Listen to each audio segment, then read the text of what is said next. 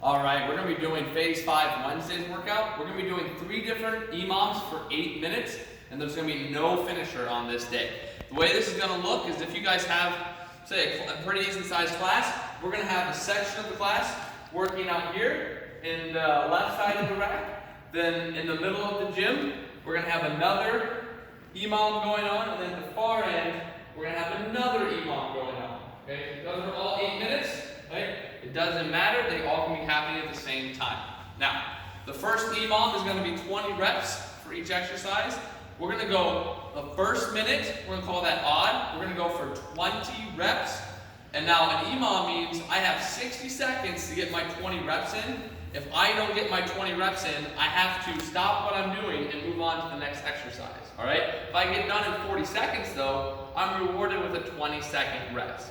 All right, we're going to have the second exercise, it's going to be even. So we're going to go odd, even, back and forth between the 2 exercises. Since it's EMOM of 8, we're going to do each exercise 4 times. All right, so the first exercise that you can do 20 reps of is a bent over row to good morning.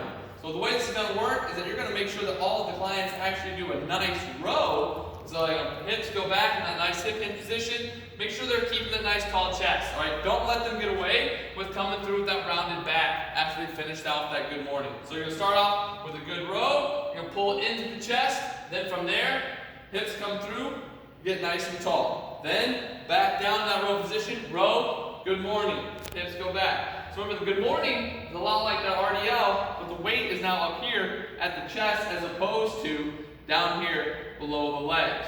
Okay, so make sure they're doing a good row. Pull into the chest, stand tall. We're going to get those hamstrings, glutes, and the arms on this one. Okay, especially if they're back and the lats from the row pattern. They have 20 reps. On this one, because it's not an overly taxing exercise, but it might take some time, it's okay if it takes them almost the entire minute. Because after that, in minute number 2, they have 20 reps of plate slow crushers. So if they can, try to get them to use the same plate. We're just going to go back, elbows, stay locked in. We're just going to tap the floor with the plate and then back up, and they'll be able to get some rest after this exercise of doing 20 reps. And then they'll have to stand back up in minute number 3 and go back into that row and good morning again. Let's do each exercise 4 times. Okay? So that's going to be what's taking place over here. There's not a whole lot of modifications to this exercise. Most people should be able to do this pattern. And if you do have someone who's very, let's say they're very bad at learning the bent over row position in the good morning, have them grab a bench. If you have an extra box, just focus on 20 rows supported. All right? If you're going to be having them modified on a bench or a box doing 20 rows supported over there in that section, don't let them get away with a rounded back. Start teaching that straight back and using that bench for their support. Okay? So while that's going on, in the middle here, you have another EMOM. This EMOM is going to be the first exercise, reps of 10. And we're going to do what's called dumbbell thrusters. So for dumbbell thrusters, on this one, you're actually going to have the group working out in the front area, and then you're going to have the step-up boxes behind them. So for dumbbell thrusters, you're going to think about getting all the way down to that squat, coming up, and pressing. All right, so I want to think 10. So if I'm only doing 10 inside of a minute, challenge their weight pattern here.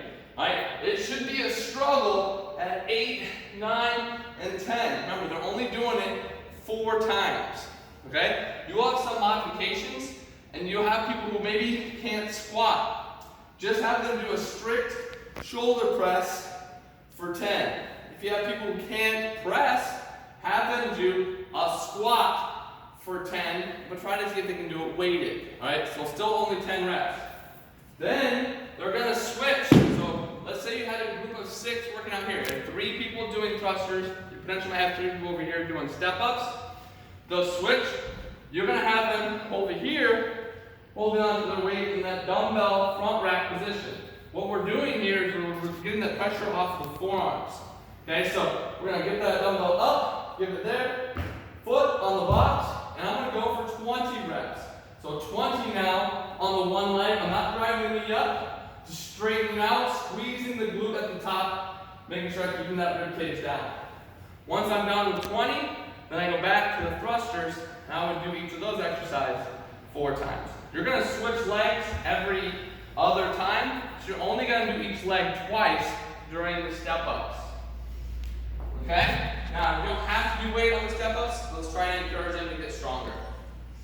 From there, the third EMOM that could be going on if you have a pretty big class is the Cossack Squat and the lateral squat with the plank. So we're going to go 20 reps with the Cossack or lateral squat. So for this one, you need to get people wide. People are going to want to go narrow base. Get them wide, and then probably tell them to go a little bit wider. So this seems how our clients forget they have to go wide on this exercise. For people who want to weight it, let's encourage medicine ball use. We've got the whole rack over here. Give them a big hug. Get them to go down, sit to that heel, and now I'm going to just a Cossack squat. I'm just going to go back and forth for 20 total. 2, 3, 4, 5, and I'm going to knock out my 20 that way. Might have some people who are just learning this exercise, maybe a little uncomfortable with Cossack, but they can't get that depth. Lateral squat, all the way back up, and then back down for 20, right? So you think 1, then it's 2, it's back and forth then for their 20. That will take a little bit longer than the Cossack squat. What's going to be fun about this pairing is with the plank, you're like, how do they count the plank? They're around there, they're facing that timer. They're going to hold the plank for the full minute of this EMOM. And so when they hear that 3, 2, 1, then they get back up and go back to the lateral Cossack squat. The goal here is like to try to survive the minute. Maybe not everyone can do that. They have to rest. They can rest for a little bit and then pop back up. If you have people who need to do a knee plank, start them in the full plank position, and then from there, drop to their knees so that they still keep that back long. They don't come down into a plank position like this. Okay? You may have some individuals as well during the squat pattern that are really bad with their knees. They can't do this pattern. There will be TRXs attached over here. Make sure you give these as a backup option to people who can't do any form of squat without assistance. Okay, so you have 20 TRX squats for that final regression if you have someone who really needs help in that squat pattern. Okay?